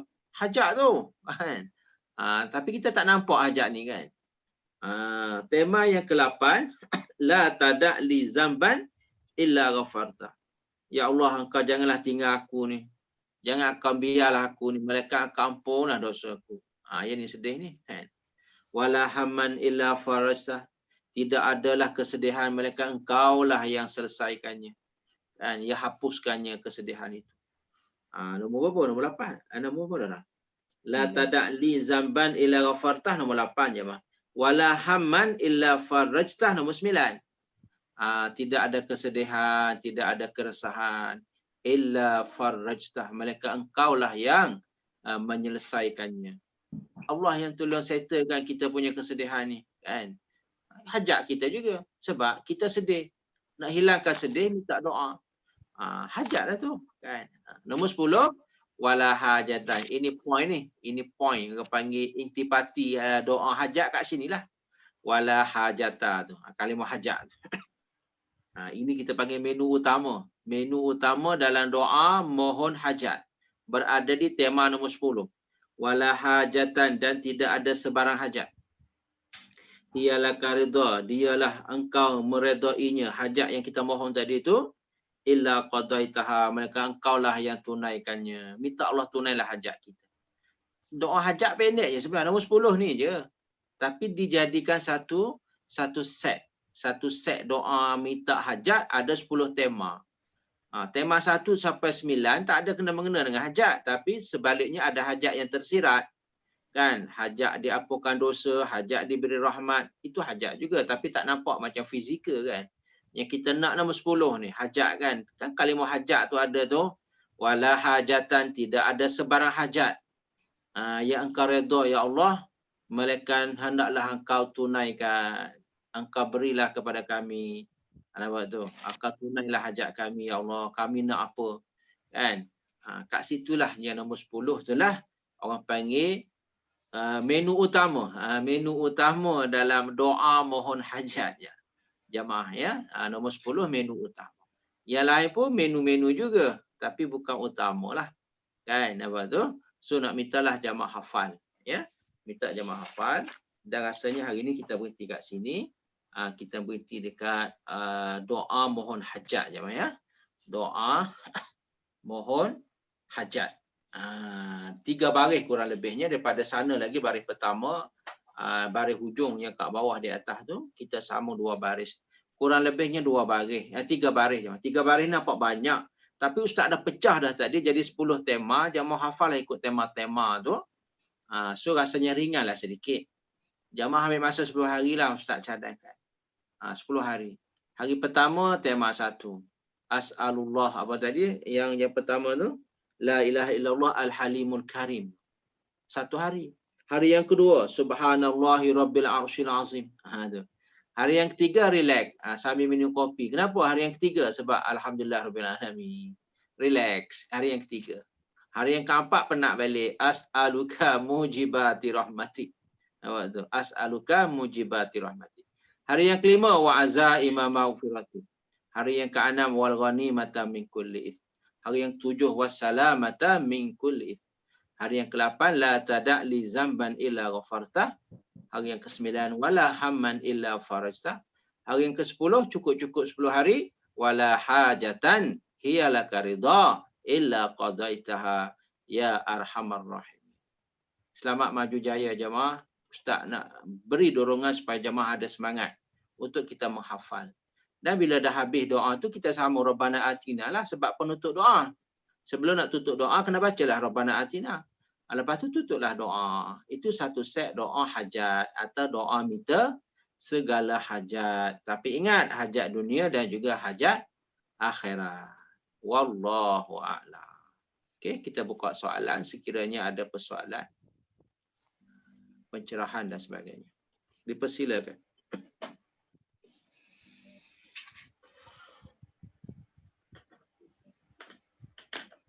Kita tanda ya Kak Su ya, kita habis sini hari ini, letak hari bulan lah juga supaya tak keliru. Minggu depan 539 jemaah ya, 539. Hari ini kita berjaya belajar 3 muka surat ya, 3 muka surat. Assalamualaikum Ustaz. Waalaikumsalam warahmatullahi Nak tanya sikit. Boleh ke kita buat sembahyang taubat bersama dengan tahajud? Itu pun Sunat sama juga jemaah. Kita ada 3 jenis solat yang waktunya bebas. Waktunya bebas. Jemaah boleh senarailah ya. Satu solat hajat yang kita belajar tadi. Yang kedua solat taubat. Yang ketiga solat tasbih. Tiga-tiga ni waktunya bebas. Waktunya tidak ditetapkan. Bila-bila masa kita nak rasa solat taubat, kita solat lah. Nak solat taubat pukul 8 pagi boleh, lepas zuhur boleh, lepas asar pun boleh, lepas subuh boleh. Taubat ni 5 waktu boleh. Dia tidak bergantung pada waktu tahrim. Sebab taubat ni kita buat dosa. Kita dah jelas kita buat dosa hari ni. Kan? Dosa yang kita sedar. Tadi saya buat dosa lah. Saya deraka mak ayah saya contoh kan. Saya buat dosa tadi. So ambil wuduk terus kita solat taubat. Bila? Lepas solat subuh boleh. Lepas solat asar boleh. Masanya lagi luas berbanding dengan solat hajat. Sebab solat hajat ni hajatnya tak, kita belum tercapai lagi. Sebab tu dia ada waktu tahrim. Faham jemaah? Solat hajat dengan solat taubat ni tak sama waktunya. Sebab solat hajatnya belum kita tercapai. Sebab kita baru niat hajat kan. So dia tak boleh solat lepas subuh dan lepas asar. Tapi kalau solat taubat, kita boleh solat 5 waktu. Lepas subuh pun boleh, lepas asar pun boleh. Selebihnya lagi boleh. Jelas tak tu jemaah? So sebenarnya solat sunat taubat tu macam tu. Kalau kita nak solat, boleh solat lepas solat duha pukul 8 pagi. Lepas solat subuh, lepas solat maghrib, lepas solat isyak. Lepas solat zuhur pun boleh solat taubat. Ada waktu afdal tak Ustaz? Waktu yang afdal untuk sembahyang tu. Waktu afdal kalau pukul 8 tadi kita buat dosa, pukul 9 tu afdal. Dia direct lepas pada kita buat dosa. Kalau kita dah sedar, saya buat dosa besar lah tadi, contoh kan. Jom ambil wuduk cepat-cepat. Jom kita solat sunat taubat. Itu yang afdalnya.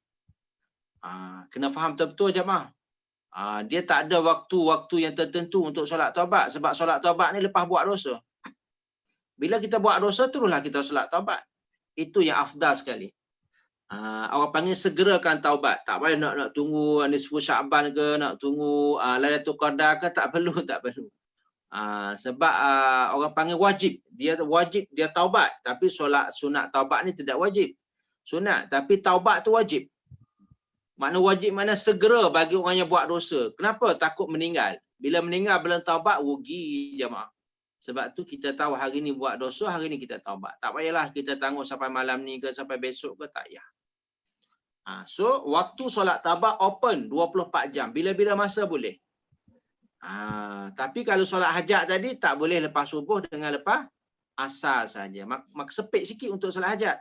Tapi solat taubat luar jemaah. Jemaah jangan tunggu tau. Kita nak tunggu, kita yakin ke? Bila kita nak meninggal kan? Kita tak yakin. Bila tak yakin, pukul 8 tadi buat dosa, sekarang lepas kelas jom kita solat sunat taubat. Itu sebenarnya waktunya afdal. Nabi taubat tak? Nabi taubat. Nabi taubat 100 kali. Tapi Nabi tak solat sunat taubat. Nabi solat sunat tahajud dan Nabi taubat astaghfirullahalazim wa atubu ilaih, astaghfirullahalazim wa atubu ilaih. 100 kali Nabi taubat hari-hari. Nabi tak ada dosa, tapi kenapa Nabi taubat juga? Sebab Nabi nak jadikan contoh tauladan dan ikutan yang terbaik buat umat. Supaya umat ikut. Nampak tu? Umat kalau nak ikut, boleh ikut istighfar 100 kali sehari semalam. Astaghfirullahalazim wa atubu ilaih, astaghfirullahalazim wa atubu ilaih. Kita kira lah. Sebab yang ni Nabi limit 100. So kita pun bacalah 100. Siapa tak baca lagi, jom sehari semalam kita kena berjaya membaca lafaz istighfar 100 kali sehari semalam. Itu kita panggil kita dah melakukan taubat. Tanpa kita mendirikan solat sunat taubat. Jelas jemaah? Kita tak solat sunat taubat tapi kita baca taubat, baca istighfar. Kita tak solat hajat tapi kita baca doa minta hajat. Boleh juga kan? Nampak tu. Tapi kalau pukul 3 pagi memang kita kena solat tahajud. Sebab Nabi solat tahajud. Lepas bagi salam itulah baru kita minta hajat. Lepas bagi salam itulah baru kita bertaubat. Lepas bagi salam itulah baru kita minta doa-doa apa yang kita kehendak. Nak selawat ke nak berzikir, ustaz tambah satu lagi, nak mengaji pun boleh pukul 3 pagi tu. Kita bagi masa je mah. Kalau pukul 5 bagilah sikit-sikit. Solat sikit, solat witir sikit, mengaji sikit. Zikir sikit, istighfar sikit, taubat sikit, hajat sikit, apa tu. Bercampur aduk kat situ boleh. Tapi solat satu jenis je. Solat tahajud. Tapi aktiviti boleh berbagai-bagai aktiviti. Nak minta hajat boleh, nak minta taubat pun boleh, nak minta doa segala doa pun boleh. Nak selawat boleh, tak nak tambah satunya, nak mengaji pun digalakkan. Kalau ditanya, awak waktu mana mengaji yang paling afdal? Waktu dini hari, antara pukul 3 sampai pukul 6 pagi. Itu waktu mengaji yang paling afdal. Tapi kalau tanya, ustaz, waktu mana solat taubat yang paling afdal? Ustaz jawabnya, lepas buat dosa, terus kita solat taubat. Tak payah kita tunggu bila-bila dah. Segerakan solat sunat taubat bila kita dah sedar bahawa kita melakukan dosa. Cerah tak tu jemaah? InsyaAllah ya. Soalan berikut. Assalamualaikum Ustaz. Waalaikumsalam. Siapa di sana? Saya Z. Saya nak tanya soalan bab hujan turun. Ya. Doa yang nombor 2 tu waktu hujan lebat. Okey, kalau macam kita nak buat kenduri kan, kenduri kahwin tu hari tu hujan lebat sangat lama. Boleh tak kita baca doa ni? Memang boleh. Itu kena pada tempat. Kena pada tempat. Ya, maknanya kalau kita sakit gigi, belilah ubat sakit gigi kan. Kalau sakit kepala, belilah ubat sakit kepala. Jangan duk silap. Kadang sakit gigi, beli ubat sakit perut. Tak sembuhlah macam tu. Betul. Kita buat kenduri, hujan lebat. Boleh kita baca berkali-kali lah jemaah. Kalau tak reda lagi, pakat anak beranak tu. Suami kita, anak kita semua pakat-pakat berdoa ramai-ramai supaya Allah redakan hujan. Nampak tu. Supaya Allah sekatkan hujan. Atau ambil hujan pergi turun di taman sebelah tu. Bukan taman Ehsan. Taman apa Ustaz pun tak tahulah. Okay. Atau pergi turun kat Fring pun boleh. Fring kan banyak pokok kan. Contoh. Turun ke pokok ya. Okey. Okey, terima kasih Ustaz. Sama.